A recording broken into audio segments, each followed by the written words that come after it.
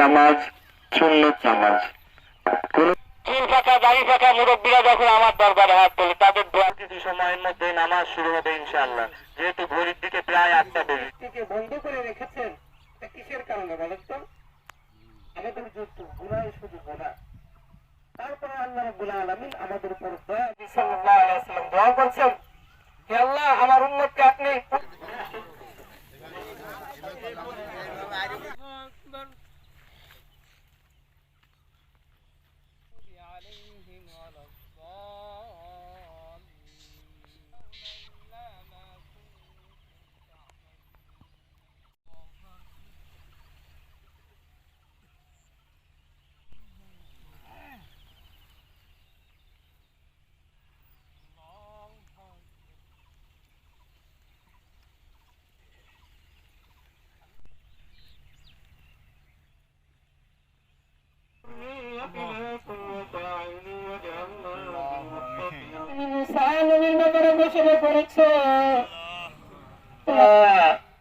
গুনাহগার মজলিস থেকে বের হয়ে যায়।